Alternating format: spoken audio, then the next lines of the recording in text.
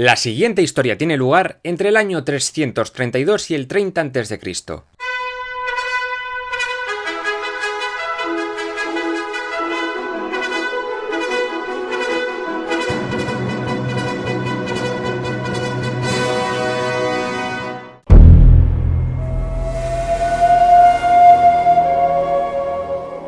Cuando Alejandro Magno llegó a Egipto fue recibido como un libertador, ya que la dominación del imperio persa había sido represiva y sacrílega. El tipo se fue hasta el oasis de Siwa a hablar con un oráculo que había en un templo de Amón. Le dijeron que era digno de ser un faraón de Egipto y fue coronado como tal. Tras eso, y al igual que había hecho en muchos lugares que había conquistado, mandó construir la ciudad de Alejandría, en un lugar antiguamente llamado Racotis. Esta ciudad fue proyectada por Dinócrates de Rodas y poco tiempo después sería un punto clave en las relaciones comerciales por el Mediterráneo. Alejandro estuvo medio año en Egipto y después se piró a guerrear. Había mucho que conquistar. Hasta que el cuerpo aguante. Sin drogas, Al mando del país de las pirámides dejó a un diádoco, un general de confianza, Ptolomeo I, que le había acompañado por medio mundo. Junto a él estaba como administrador Cleómenes de Naucratis. Tras la muerte de Alejandro en el 323 a.C., Filipo III y después Alejandro IV heredaron el vasto imperio macedonio. Este último, hijo del Magno, fue asesinado y todo el imperio entró en una espiral de movidas muy chungas. El imperio se dividió entre los diádocos. Mientras que algunos de ellos querían reunificar todo el imperio de Alejandro, Ptolomeo fue listo, sabía que eso era imposible, así que se conformó con su parcela. Pero estallaron las guerras de los diádocos y la cosa se puso muy fea. Es para estar preocupado. Antígono el Tuerto era uno de los que quería reunificarlo todo y con la zona persa babilónica en su poder trató de ganar terreno. Seleuco, que era gobernador de Babilonia en aquel momento, huyó a Egipto para pedir ayuda y Ptolomeo, Casandro de Macedonia y Lisímaco de Tracia formaron una alianza contra Antígono. Al final se lo cargaron en la batalla de Ipsos y se acabó el problema, por el momento. ¡A la mierda, hombre! Ptolomeo enterró a Alejandro Magno finalmente en Egipto en un sepulcro llamado Soma, cuerpo en griego, que en algún momento de la historia desapareció y ahora está en paradero desconocido. El caso es que en aquel tiempo Egipto poseía Levante, Chipre, la Cirenaica Libia y zonas del sur de Anatolia. Ptolomeo no tenía mucha intención de ser rey de Egipto, pero al final en el 305 a.C., a los 64 años de edad, fue coronado faraón y comenzó la dinastía tolemaica o Lágida. Lágida viene del nombre de su padre, Lagos, que también fue general de Alejandro. Con él y sus sucesores Egipto estaría bajo el control griego durante 300 años. Hubo una doble cultura, los griegos que ocupaban cargos de poder y los autóctonos, un poco alejados de todo el rollo administrativo. Básicamente me suda la polla todo. También hubo un pequeño grupo de judíos atraídos por el clima de libertad religiosa. Los griegos no solo respetaron a los dioses egipcios, sino que crearon otros nuevos, como Serapis, una mezcla entre Apis y Osiris, creado para vincular culturalmente a estos dos pueblos. Y la diosa Isis comenzó a hacerse muy popular. El país comenzó a modernizarse y la economía mejoró bastante, hasta introdujeron una moneda propia. El Fayum fue la zona más próspera y productiva del imperio gracias a las reformas agrícolas que serían llevadas a cabo. Ptolomeo I se casó varias veces, con Artacama, Eurídice y con Berenice I, con quien tuvo a su heredero, Ptolomeo II. Gracias a este último, Alejandría creció la leche. Durante esta época se creó la Biblioteca de Alejandría, un auténtico templo del saber que llegó a reunir casi 1 millón de obras. Este lugar fue un punto de encuentro entre los grandes sabios de la época, como Euclides, el padre de la geometría, Aristarco, un astrónomo pionero en el modelo heliocéntrico, Herófilo, el primer anatomista, o Eratóstenes, un tipo que, sabiendo que la Tierra era redonda, calculó su diámetro y no acertó por muy poquito.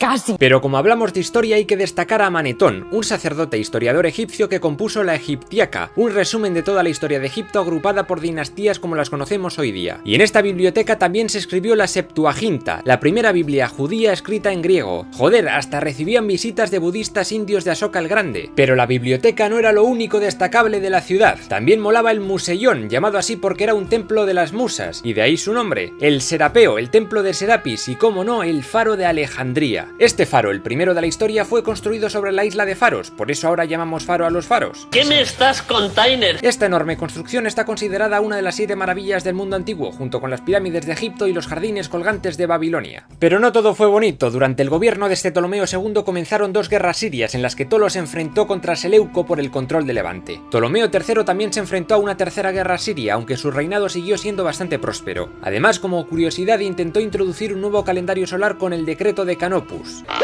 ¿Cómo? Lo más destacable de este nuevo calendario es que añadía los años bisiestos para hacer que el año nuevo, la crecida del Nilo, coincidiese siempre con la aparición de Sirio, relacionado con Isis. Pero a la gente esto se le hacía muy raro y lioso y no lo aceptaron.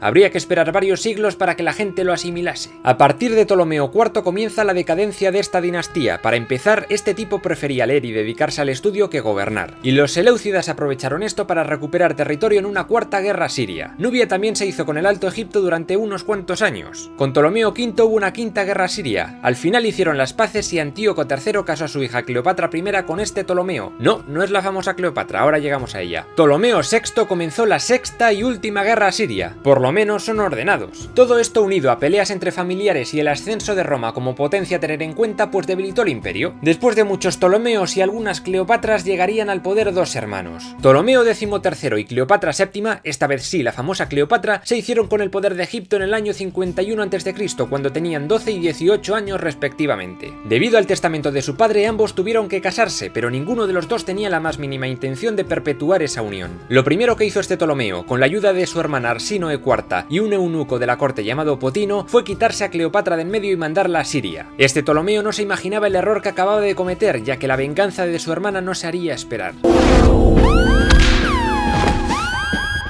Cleopatra VII, aparte de tener fama de seductora, era lista de cojones. Fue la primera de su dinastía en aprender egipcio, ya que en aquella época se estudiaba solo en griego, y aparte de estos dos idiomas parece que chapurreaba hebreo, latín y arameo. El caso es que Roma estaba en guerra civil y Pompeyo, antiguo amigo y ahora rival de Julio César, huyó a Egipto al ser derrotado en la batalla de Farsalia. Ptolomeo le capturó y le cortó la cabeza pensando que así se ganaría el favor de Roma, pero César se cabreó mazo, porque tenía mucho aprecio a Pompeyo y aquella no era una forma digna de dar muerte a su rival, y lloró mucho. Es muy injusto, muy injusto. Las relaciones egipto-romanas no comenzaron con buen pie, pero Julio César quería resolver el conflicto que enfrentaba a los dos hermanos y se acercó a Alejandría para apaciguar los ánimos con esta gente. Les convocó a una reunión y Cleo, que desconfiaba del romano y especialmente de su hermano, se las ingenió para colarse en el palacio de noche y hablar con César. Acabaron pasando la noche juntos.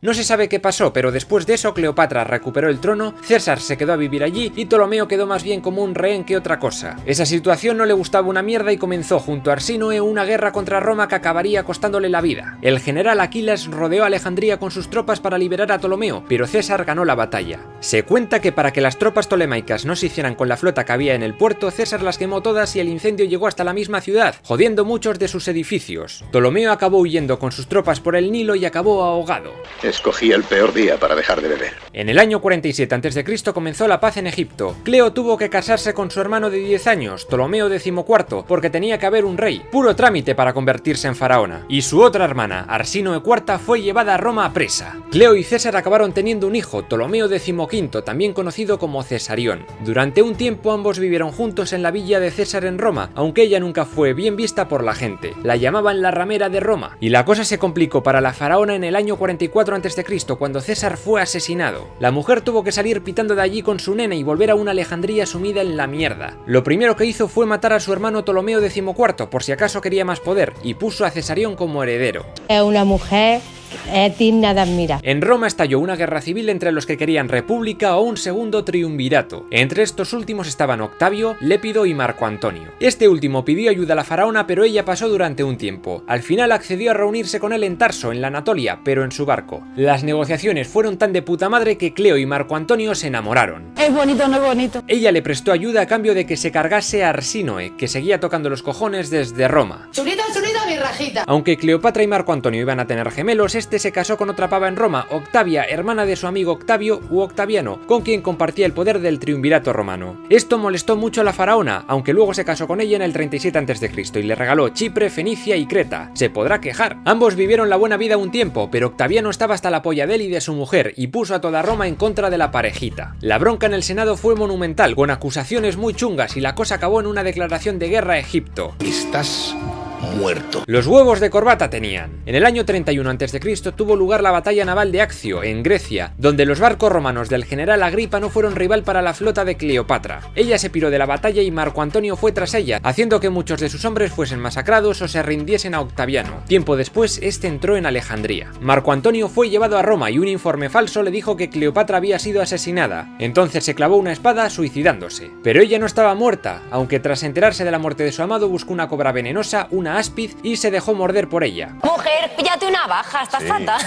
Era el año 30 a.C. y a partir de esa fecha el antiguo Egipto pasó a ser una provincia romana. Su religión, lengua y costumbres perduraron aún un tiempo, pero con la llegada de los coptos, los cristianos egipcios, comenzó a cambiar el credo de esta gente hasta quedar solo un último reducto, el templo de la isla de File, dedicado a la diosa Isis. Aguantó hasta el 535 después de Cristo, cuando Justiniano I comenzó a perseguir estos cultos paganos. Finalmente, la llegada del Islam remataría lo poquito que quedaba de esta milenaria cultura. La película esa ya la he visto y al final se me pone fin. El objetivo de este canal es resumir toda la historia del mundo de principio a fin. Si quieres descubrir qué pasó en el pasado para que el presente esté tan jodido, te sugiero que te suscribas. Hazte fan de la página de Facebook del canal para que no te pierdas los nuevos episodios, así como noticias y contenido extra. Puedes enviarme al email fragmentos de pelis, APM, sugerencias, musiquillas o hasta curiosidades históricas. Y visita guionistaenfurecido.com y la webserie La chica de Ubisoft.